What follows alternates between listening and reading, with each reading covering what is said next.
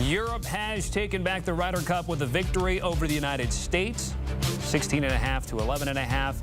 Now, we made Europe sweat it out a bit. Final day of those singles matches. However, Tommy Fleetwood clinched it for Europe against Ricky Fowler, conceded that final birdie putt to ensure that half point that was needed for Europe to get over the top. And our drought continues over there.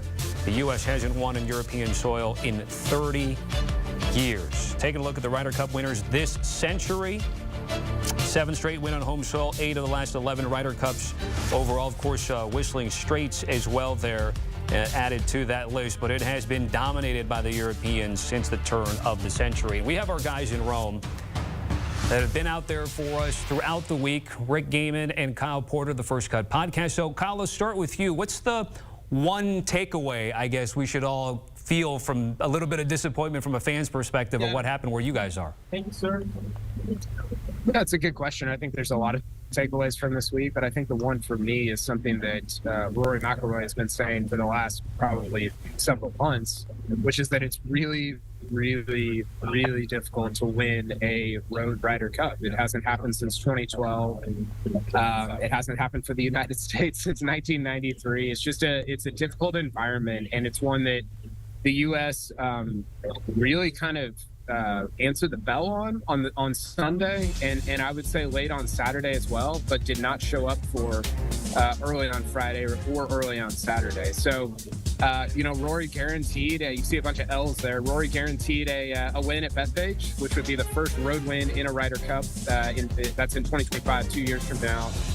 Since 2012. So if that happens, it would be the first road Ryder Cup win in 13 years. It's just not something that happens very often, and I think the reason for it is these guys are not used to getting screamed at, yelled at, cheered for 3 straight days in this environment. So that was my big takeaway in attending my first European Ryder Cup. Right. Yeah, I think that's certainly one of my big takeaways, too. It's hard to win on the road. Additionally, it's hard when you don't get any productivity or production from your best golfers. You know, when you compare the top dogs from the European side, Rory McIlroy earned a ton of points. Jon Rahm earned a ton of points. Victor Hovland earned a ton of points. And then the Americans had guys like Xander Schauffele and Scotty Scheffler and Jordan Spieth just putting, a single point on the board. It's just never going to work that way. The United States is often the much deeper team, but if you don't get the production from the top while the Europeans are just dominating you in that development, it's going to be very tough to get a path to victory. So you can't get off to slow starts, and you have to have your best players win you a lot of points, and the Americans did not do those things. So to pick up on that, Rick, and I'll throw it back to you, and Kyle, then you can follow. Obviously, when you are not part of the winning team, someone, and when I mean someone, fans like to try to place blame on something or someone. So with that being said, Rick, how much of the blame goes on Captain Zack Johnson here? Oh boy, Tommy, you're gonna try to get me to throw him under the bus. That's great.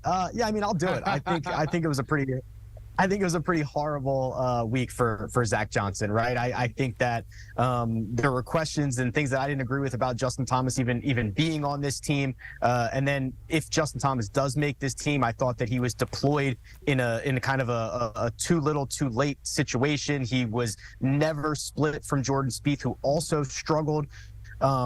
There was a time where Captain Luke Donald was just running circles around Zack Johnson, and maybe that's a larger process thing that we have going on, but it was a pretty, in my opinion, poorly coached Ryder Cup, from selection to pairings to in-game adjustments, even to a point where Zack Johnson said he did not talk Jordan Spieth out of hitting a specific club on the signature hole here, the 16th hole, but even the optics of it weren't good. And I think it comes down to, if you get off to a slow start and your team doesn't have any juice and your team doesn't have any motivation or excitement in it, that's a team room problem. That's a captain problem. So unfortunately, I don't think this is going to age well for Zack Johnson, and it's already not going so great for him.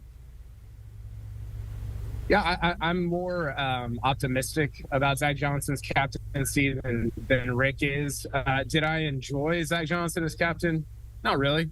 He was he's not a super inspiring captain, I don't think. I thought his decision making was probably a little bit better than Rick does.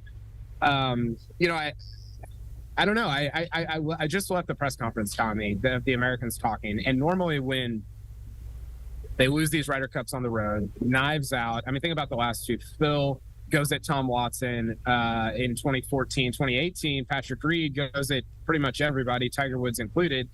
And this one, it was like, I don't know, everybody there was like, listen, this is the best and closest team I've ever been on. Now, is that true?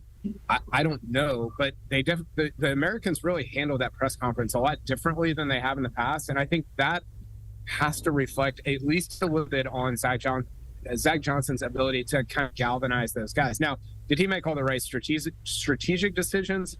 I don't know about that, but I do think this loss, at least in the way that the Americans handled it, it felt different to me than in the past several losses on the American side. Interesting input there, guys. We're going to leave it at that. Rick, Kyle, certainly appreciate it. We appreciate you guys over there in Rome, Italy. And I know you'll be breaking it all down on the First Cut podcast. Make sure to scan that QR code. Much more in-depth conversation to what we had. But again, slight disappointment going into the tournament. We were favored slightly over the Europeans. It wasn't a big margin, but we were favored and we were better on paper. But as the guys point out, doesn't always translate, especially when we're away from home.